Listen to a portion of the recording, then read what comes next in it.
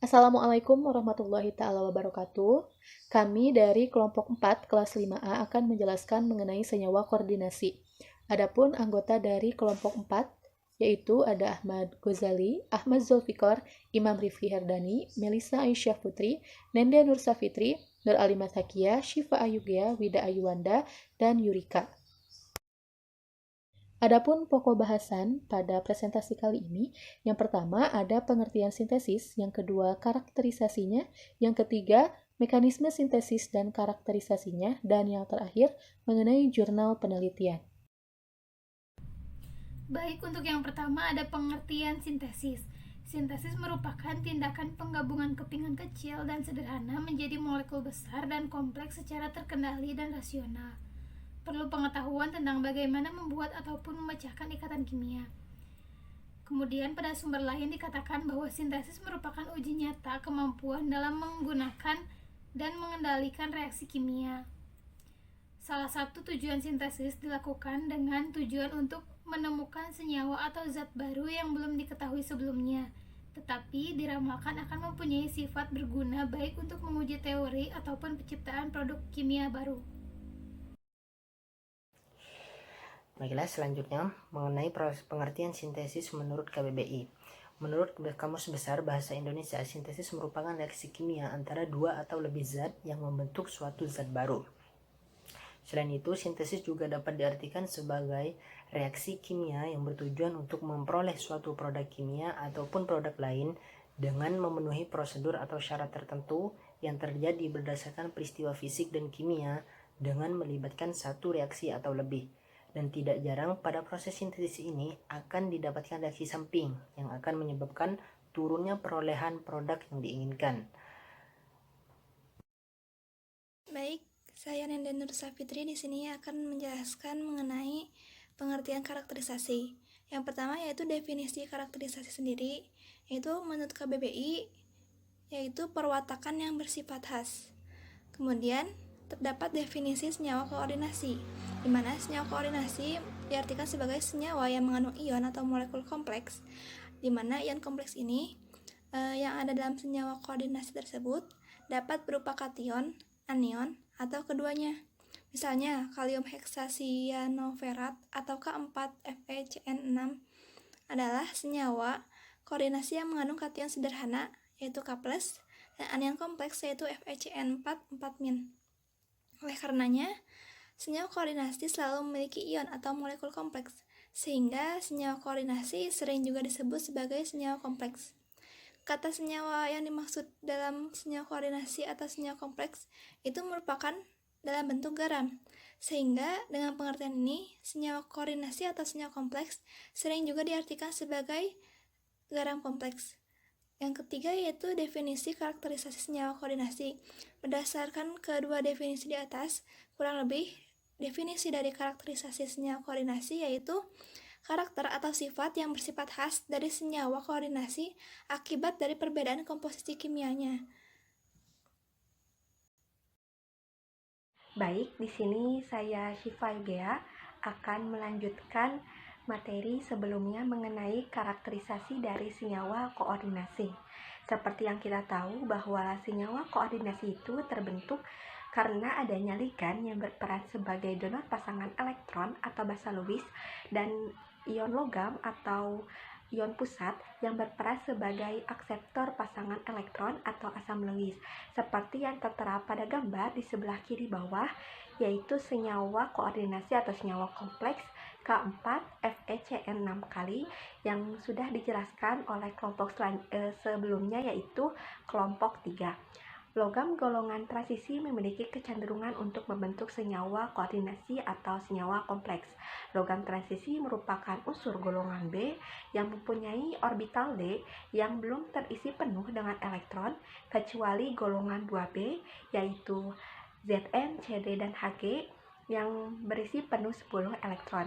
Akibatnya dari belum terisinya penuh orbital D itu maka akan memberikan sifat atau karakterisasi di antaranya yang pertama berwarna, baik dalam bentuk ionnya ataupun dalam senyawa koordinasinya, baik dalam bentuk padatan atau dalam bentuk larutan. Seperti yang sudah kita lakukan dalam praktikum kimia unsur transisi mengenai sintesis senyawa kompleks atau senyawa koordinasi dari heksaaminikal 2 klorida ketika penambahan larutan amonia pada larutan campuran NiCl2 dan NH4Cl akan memberikan perubahan warna yaitu biru keunguan dan adanya endapan. Nah, endapan tersebut merupakan ion logam transisi yaitu Ni yang terdapat yang menandai adanya ion logam transisi tersebut dalam suatu larutan itu. Yang kedua yaitu bersifat paramagnetik, seperti yang sudah kita pelajari sebelumnya, di mana sifat paramagnetik itu memiliki kecenderungan sulit untuk menarik garis gaya magnetik.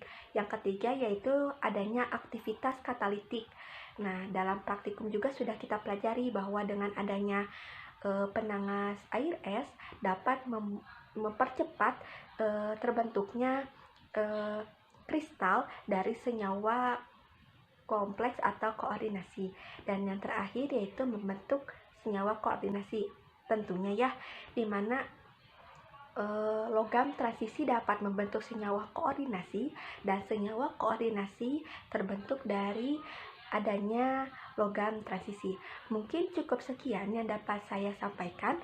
Untuk pembahasan materi selanjutnya akan dijelaskan oleh pemateri selanjutnya. Terima kasih. Selanjutnya yaitu karakteristik dari senyawa koordinasi. Ada beberapa karakteristik atau sifat-sifat yang dimiliki senyawa koordinasi atau senyawa kompleks ini.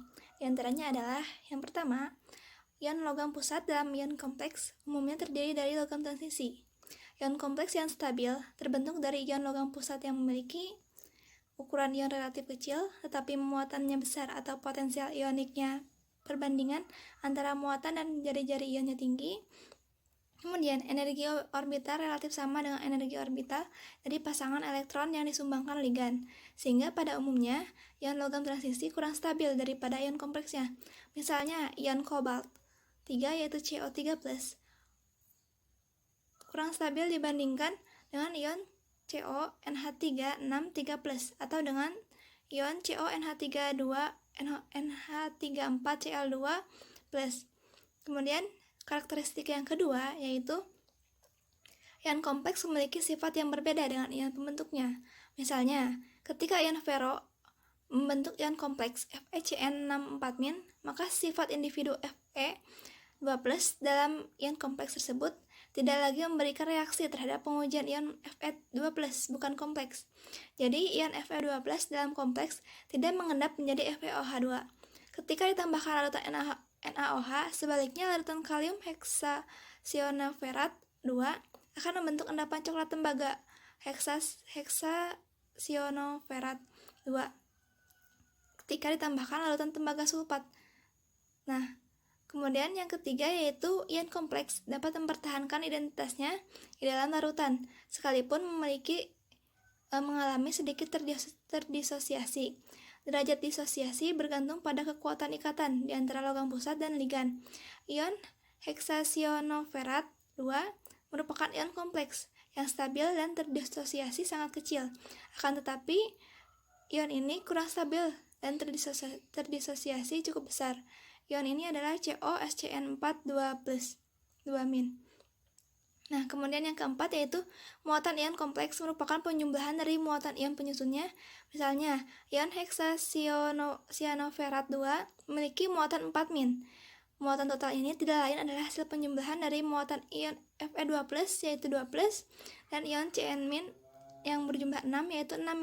Sehingga muatan total adalah 4-. Hal yang sama seperti muatan total ion CONH34Cl2+,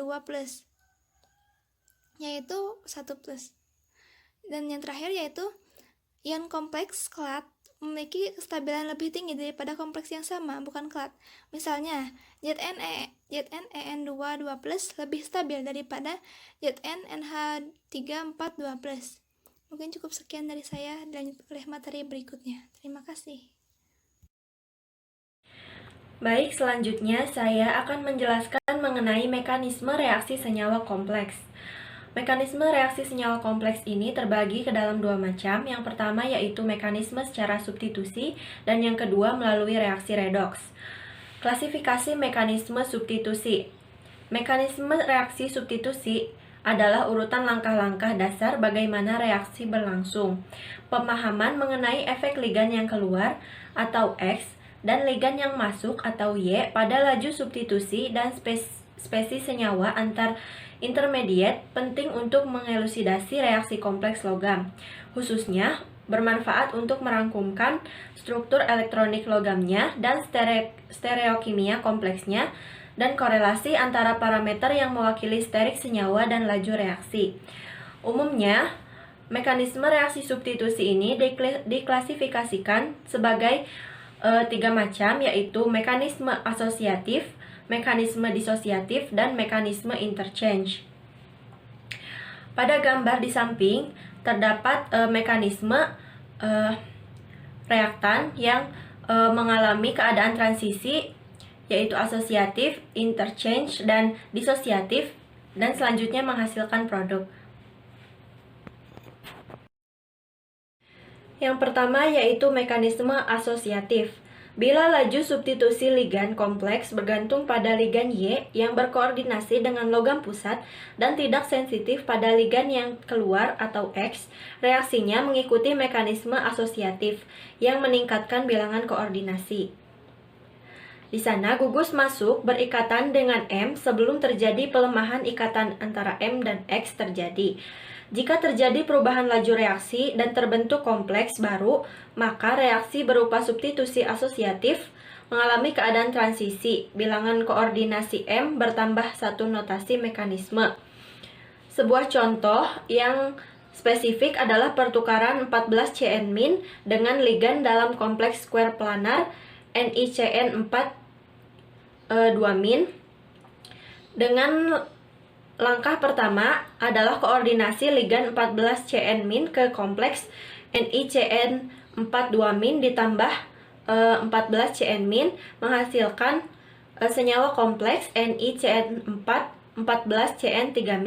Kemudian terjadi pelepasan ligan CN-, senyawa kompleks NiCN4 14 CN3- menjadi NiCN4 14 CN2- ditambah CN-. Baik, yang selanjutnya yaitu mekanisme disosiatif.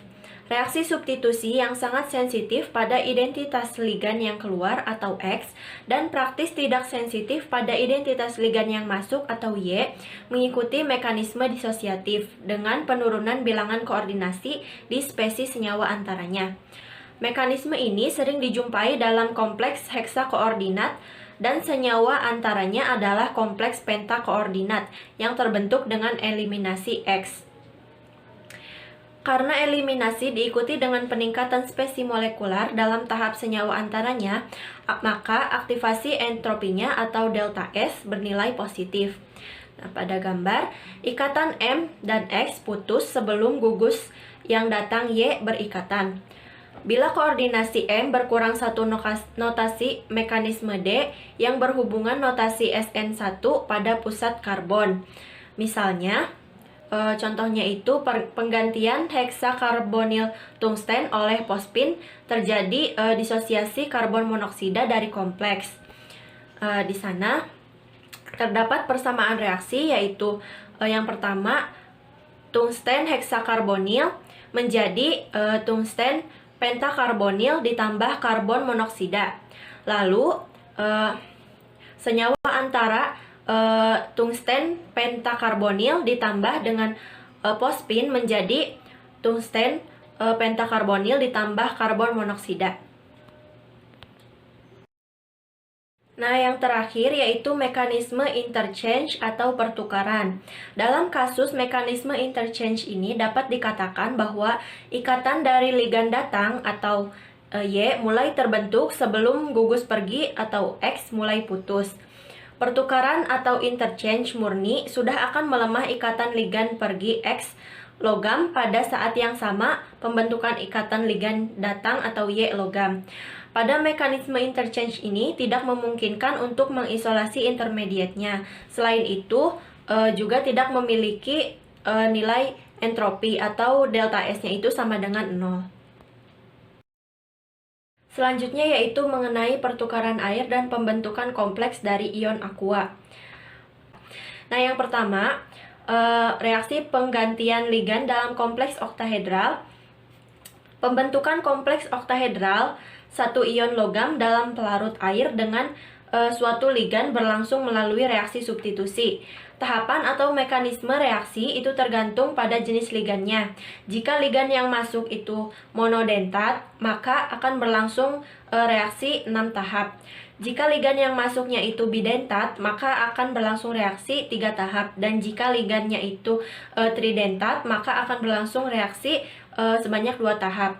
Nah, contohnya di sini suatu kompleks MH2O 6 kali N+, pada saat ke dalam larutan ditambahkan ligan monodentat yang tidak bermuatan, maka akan terjadi reaksi sebanyak 6 tahap.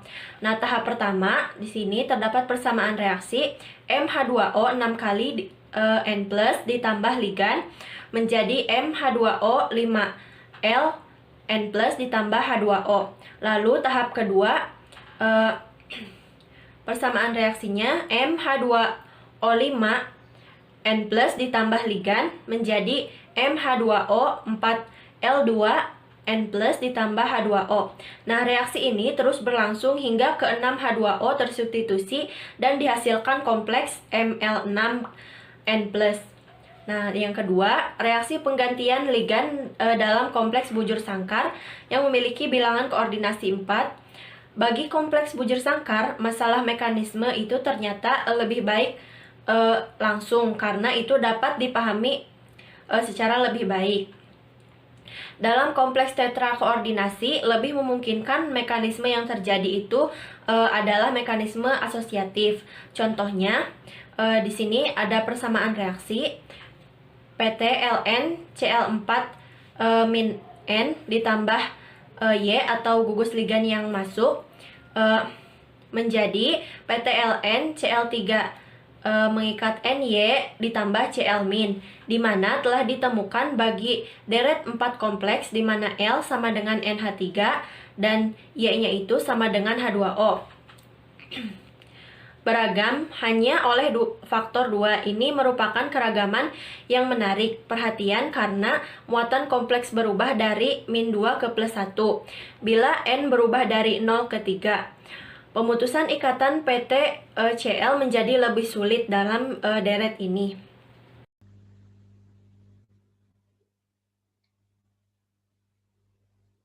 Baik, di sini saya Nur Alimat Hakiyah akan menyampaikan materi mengenai mekanisme reaksi redoks. Nah, seperti yang kita ketahui bahwa reaksi redoks itu merupakan singkatan dari reaksi reduksi dan oksidasi.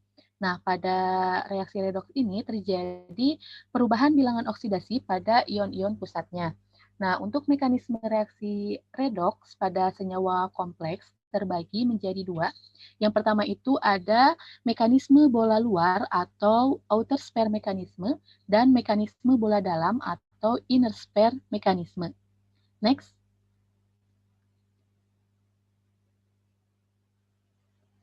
Nah, untuk mekanisme bola luar atau outer sphere mekanisme, untuk mekanisme ini terjadi antara dua kompleks, di mana kompleks yang satu itu inert dan yang lainnya labil. Pada mekanisme bola luar ini akan memungkinkan terjadinya dua mekanisme. Untuk yang pertama yaitu mekanisme perpindahan ligan. Karena perpindahan elektron dalam reaksi ini juga akan disertai dengan perpindahan ligan. Lalu yang kedua ada mekanisme jembatan ligan. Nah, untuk mekanisme jembatan ligan ini, karena kompleks teraktivasinya merupakan kompleks di mana ligan yang akan berpindah menjembatani dua ion pusat reaktan. Bisa dilihat ya di sini sudah ada contoh dari reaksi mekanisme bola luar beserta dengan mekanisme reaksinya. Dan untuk reaksi ini sesuai dengan teori Hattau. Nah, dalam reaksi tersebut terjadi perpindahan elektron dari Cr2 ke CO3 disertai dengan perpindahan ligan Cl- dari CO3 ke Cr2. Jika dalam reaksi digunakan CONH35Cl2+, dan juga ditambahkan Cl- ke dalam larutan, ternyata yang dihasilkan adalah CrClH2O52+, dan ada elektron pada Cr, bukan CrClH2O52+. Artinya Cl- yang terikat pada Cr adalah Cl- yang semula itu terikat oleh CO. Nah, kompleks yang teraktivasi merupakan kompleks di mana ligan yang akan berpindah menjembatani dua ion pusat reaktan, yaitu pada senyawa NH35COCl Cr H2O54+. Jadi, di sini atom Cl berfungsi sebagai kabel untuk perpindahan elektron dari Cr2 ke CO3 sehingga masing-masing berubah menjadi Cr3 ke CO2. Setelah tadi saya sebutkan bahwa mekanisme reaksi ini sesuai dengan teori Hataub yang menyatakan ketika reaksi tersebut terjadi perpindahan elektron jari-jari Cr mengecil karena muatan positifnya bertambah. Sebaliknya, untuk jari-jari CO membesar karena muatan positifnya berkurang. Akibatnya, daya tarik Cr3 terhadap ligan Cl- lebih besar dibanding daya tarik CO2 terhadap Cl-. Dan setelah ikatan putus, Cl- terikat oleh Cr3. Ada fakta yang mendukung terhadap teori Hataub ini, di mana fakta itu menyatakan jika digunakan ligan yang lebih konduktif ini adalah ligan yang lebih polar, yang ditandai dengan adanya ikatan rangkap, maka reaksinya akan berlangsung lebih cepat. Next. Nah, untuk mekanisme reaksi redoksi yang kedua yaitu mekanisme bola dalam atau inner sphere mekanisme. Berbeda halnya dengan mekanisme bola luar, mekanisme bola dalam ini hanya terjadi perpindahan elektron dan tidak disertai dengan perpindahan ligan, sehingga mekanisme ini juga disebut dengan mekanisme perpindahan elektron. Dan mekanisme ini terjadi dalam reaksi antara dua kompleks yang inert. Di sana sudah ada contohnya, di mana bisa dilihat ketika awalnya itu elektronnya ada di senyawa FeCN64-, kemudian elektronnya berpindah ke senyawa FeCN63-. Jadi di sini terjadi perpindahan elektron. Karena kedua kompleks bersifat inert, maka pelepasannya itu berlangsung lambat. Adapun elektronnya dapat berpindah dengan cepat, jauh lebih cepat dari perpindahan ligan. Oleh karena itu, tidak mungkin terjadi kompleks teraktivasi jembatan ligan. Nah, untuk kedua kompleks ini, awalnya kan saling mendekat, kemudian diikuti oleh perpindahan elektron dari Fe3 ke Fe2. Jika hal ini terjadi, maka akan terjadi kompleks Fe2 dengan ikatan logam ligan yang terlalu pendek dan kompleks Fe3 dengan ikatan logam ligan yang terlalu panjang, sehingga kedua produk tersebut memiliki tingkat energi yang lebih tinggi yang menyebabkan produk tersebut tidak stabil. Next. Nah, untuk materi terakhir yang akan saya sampaikan yaitu mengenai pengaruh dari posisi trans. Di sini sudah ada gambar reaksi dari kompleks platina 2. Nah, dalam reaksi substitusi pada kompleks platinum teramati bahwa laju reaksi sangat dipengaruhi oleh sifat gugus yang berada pada posisi trans dari ligan terganti. Di sini pada persamaan reaksinya, ketika penambahan pertama NH3 menggantikan Cl di sembarang posisi. Lalu pada penambahan kedua, Karena Cl memiliki pengaruh trans yang lebih kuat dibandingkan dengan NH3, maka salah satu ligan selain NH3 yang berada pada posisi trans terhadap Cl- digantikan oleh NH3. Nah, kemudian di sini sudah ada juga urutan dari kekuatan ligannya, bisa dilihat pada slide. Mungkin sekian materi yang dapat saya sampaikan. Terima kasih atas perhatiannya. Lanjut ke materi selanjutnya.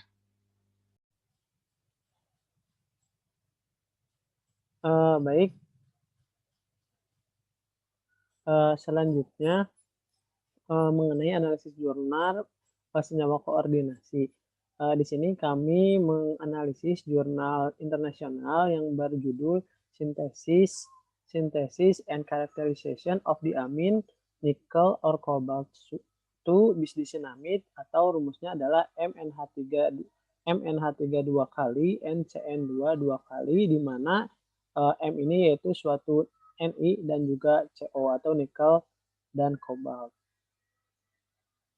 Selanjutnya latar belakang dari jurnal ini. Nah, yang pertama ini mengenai kristal design ya. Kristal design ini merupakan bagian dari senyawa koordinasi dan organometalik, yang mana kristal koordinasi, senyawa koordinasi ini dan organometalik ini memiliki ligan dan suatu gugus anorganik, yang mana mereka ini berfungsi untuk merancang dan juga mengontrol sifat molekuler. Nah, senyawa koordinasi ini tersusun dari logam transisi, paramagnetik, dan juga anion diamagnetik. Nah, oleh karenanya senyawa koordinasi ini memiliki fungsi ya, salah satunya itu merancang dan mengontrol sifat molekuler. Kimiawan ini banyak sekali kimiawan atau fokus utama kimiawan ini pada kristal design atau senyawa koordinasi gitu. Sehingga bukan sehingga berarti ya dihususkan kembali dari tadi kan koordinasi senyawa koordinasi ini dihususkan kembali pada suatu senyawa yang memiliki rumus molekul Ml2 DCA2, di mana M ini yaitu suatu unsur transisi, itu bisa nikel atau kobalt atau juga tembaga. Nah, L di sini yaitu suatu ligan yang tidak bermuatan, di mana contohnya seperti NH3, kemudian H2O atau air ya, kemudian juga bisa metanol. Nah, DCA ini yaitu suatu singkatan dari disinamid ya, disinamid, atau rumusnya yaitu ini NCN2 2 kali harusnya ya, NCN2 2 kali. Nah, biasanya dari rumus molekul ini akan terbentuk satu dimensi string yaitu MDCA2. Contohnya seperti CuNH3 2 kali, NCN2 2 kali. Nah, ketika disintesis pada jurnal sebelumnya atau penelitian sebelumnya, CuNH3 2 kali, NCN2 2 kali ini belum dikarakterisasi. Jadi tidak diketahui karakterisasinya dari senyawa ini. Atau ini bisa disebut dengan diamin tembaga 2 bisdisinamid. Nah, ini belum diketahui sifatnya gitu, sehingga pada penelitian ini akan membahas mengenai suatu senyawa yang tersusun dari metal ya atau logam transisi disinamid ya, logam transisi disinamid. Nah, yang mana logam transisi disinamid ini itu suatu monoksida, senyawa monoksida yang yang berfungsi untuk electrochemical water oksidasi atau elektrokimia oksidasi air. Nah, contohnya seperti NiDCA2 dan CODCA2 gitu ya. Karena kan CuNH3 sudah diteliti, ini itu NiDCA2 dan CODCA2. Yang mana kedua ini NiDCA2 dan CODCA2 ini memiliki atau diaplikasikan pada suatu FTO, di mana FTO ini yang ada pada layar HP seperti itu. Nah, sehingga pada penelitian ini memiliki tujuan yang pertama yaitu mensintesis senyawa diamin nikel 2 bisdisinamid dan juga mensintesis diamin kobalt 2 bisdisinamid. Selanjutnya tujuan yang kedua yakni mengkarakterisasi senyawa dari diamin nikel 2 bisdisinamid dan juga mengkarakterisasikan sifat fisiknya dari diamin kobalt 2 bisdisinamid. Mungkin dari saya cukup sekian. Terima kasih. Selanjutnya akan dilanjutkan oleh Saudara Imam.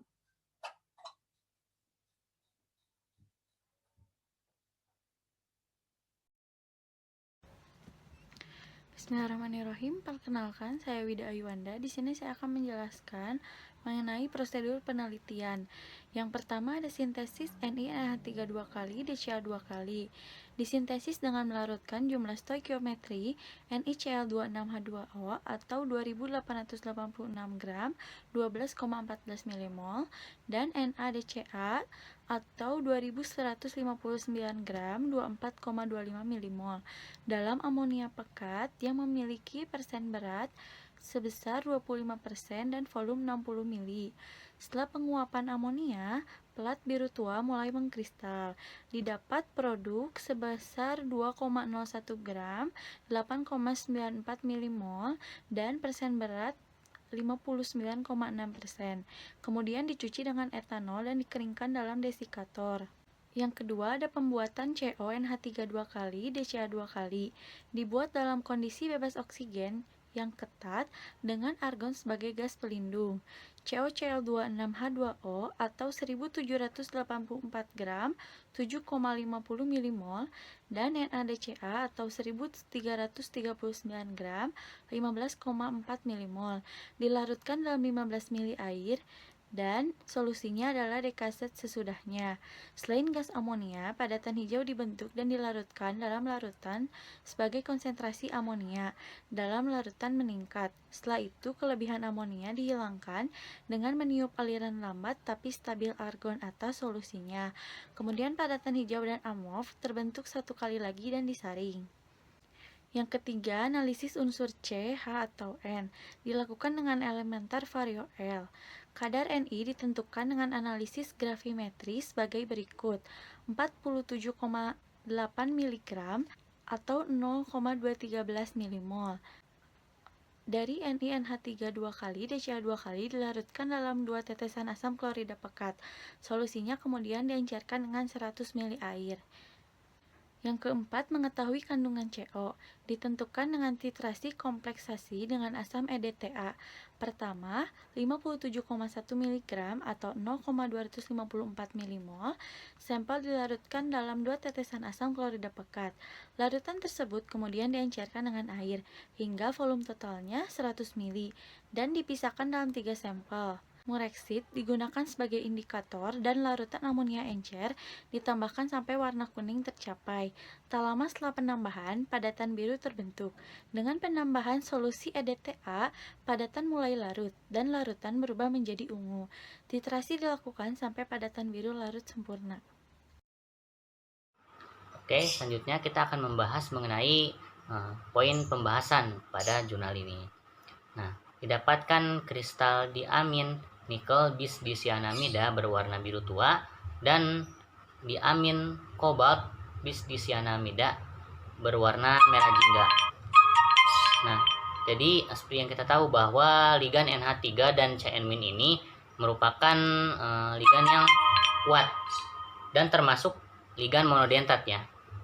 Kalau ligan yang kuat itu ialah ligan yang mempunyai kekuatan untuk mendesak elektron yang ada pada orbital di atom pusat yang tadinya tidak berikatan menjadi berikatan. Kemudian ligan monodentat. Nah, ligan monodentat ialah ligan yang hanya mempunyai satu atom pendonor PeB, pasangan elektron bebas. Nah, jadi contohnya kan NH3. Nah, NH3 itu yang memiliki PeB adalah N-nya saja gitu.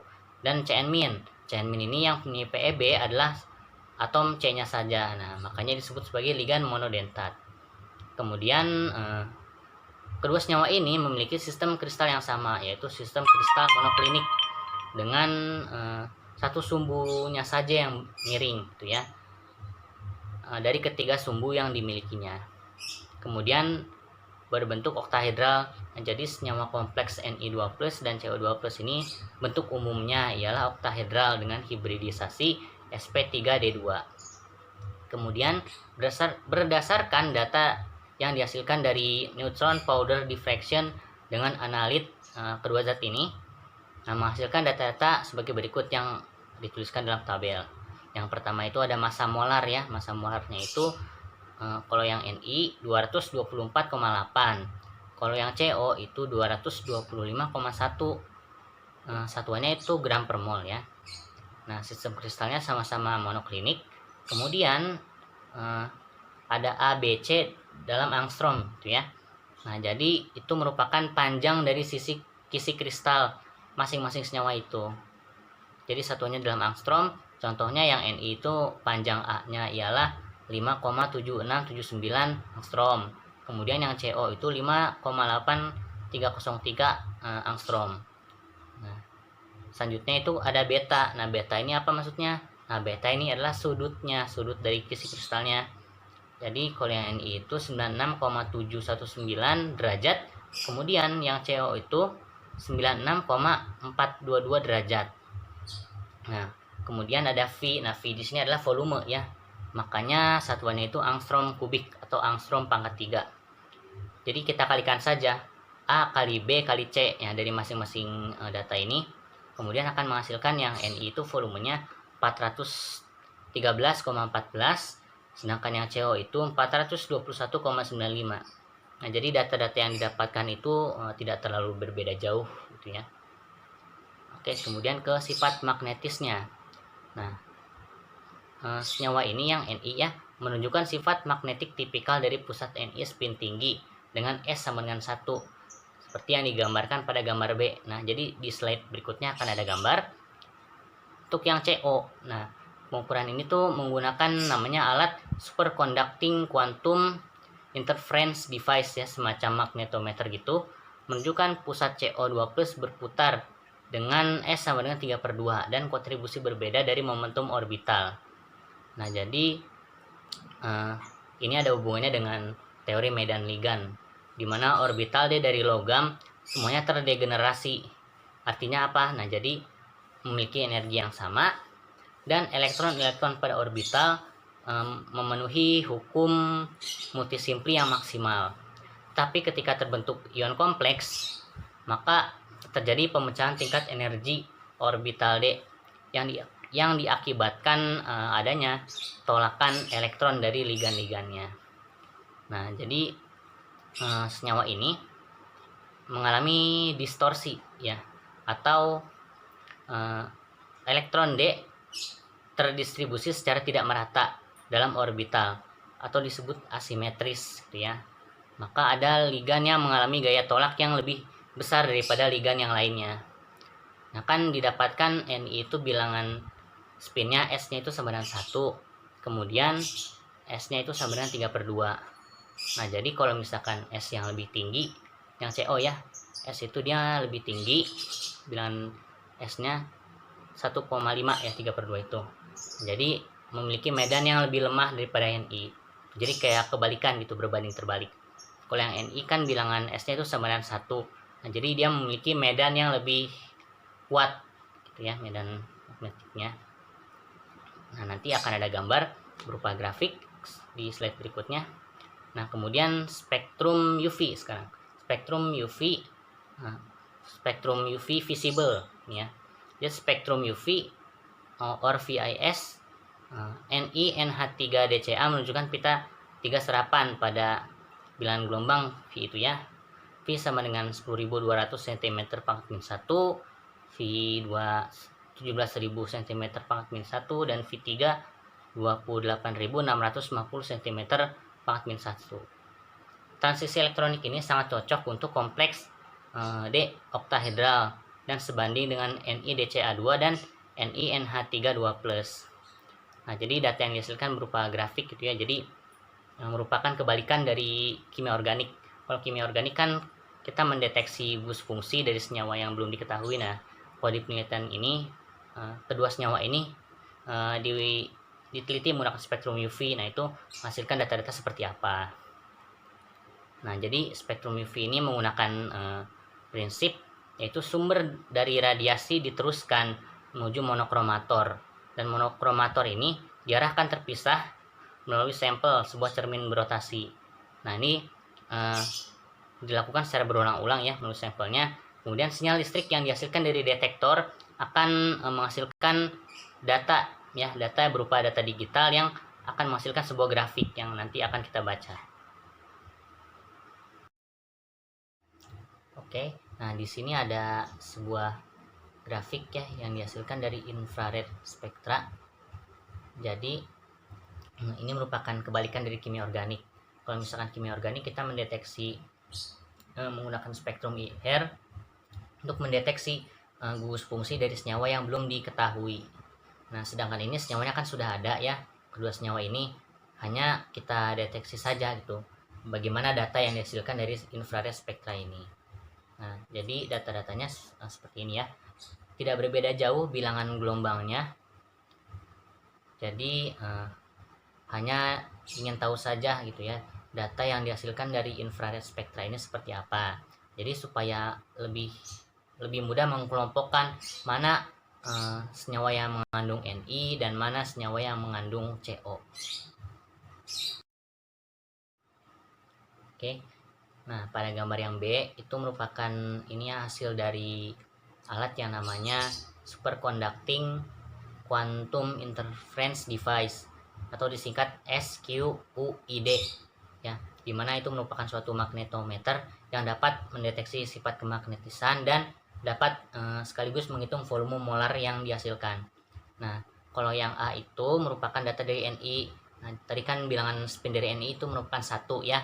Nah, jadi bisa dilihat dari gambar yang tebalnya, garis yang tebalnya itu di sana awal-awal mulai dari diasumsikan sebagai 1 gitu ya. Nah, kalau yang B-nya itu dihasilkan dari senyawa CO, di mana data yang dihasilkan itu bilangan spinnya sama dengan 1,5. Tuh. Nah, jadi kalau misalkan bilangan spin yang lebih rendah mempunyai medan yang lebih kuat, jadi berbanding terbalik. Kalau misalkan bilangan spinnya itu tinggi ya, yang CO itu kan 3/2. Nah, itu bilangan medannya itu lebih lemah. Kalau yang Ni kan dia 1.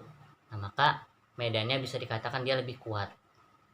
Oke, sekian pembahasan dari saya. Kurang lebihnya mohon maaf. Selanjutnya ada kesimpulan. Kesimpulan pertama, rincian struktur kristal untuk NiNH3 2 kali DCa 2 kali dan CONH3 2 kali DCa 2 kali yang disajikan di sini berasal dari kristal tunggal. 2. Dengan NiNH3 2 kali DCa 2 kali dan CONH3 2 kali DCa 2 kali, 2 baru kompleks nikel dan kobalt heteroleptik dengan dicyanamid atau CN2- dan DCamin dan amonia sebagai ligan disintesis. 3. Struktur kristal ditentukan dengan pengukuran magnetik dan spektrum IR dan spektrum UV atau FIS dari senyawa nikel yang diukur. 4. Perhitungan DFT untuk menentukan posisi hidrogen dan untuk mendapatkan parameter perpindahan anisotopik. 5. Pengukuran magnetik konsisten dengan Ni putaran tinggi oktahedral yang sedikit terdistorsi 2+ dan CO2+ pusat dan tidak adanya interaksi pertukaran antara pusat-pusat ini. 6. Pemesanan magnet jarak jauh tidak ada di kedua senyawa ini. Yang ketujuh, anion disiamida dicirikan olehnya volume tambahan di kedua senyawa. Dan medan menengahnya, kekuatan ligan ditentukan dari spektrum UV atau FIS. Sekian yang dapat saya sampaikan. Terima kasih. Sekian yang dapat kelompok kami sampaikan. Terima kasih atas perhatiannya dan mohon maaf atas segala kesalahannya. Wassalamualaikum warahmatullahi taala wabarakatuh.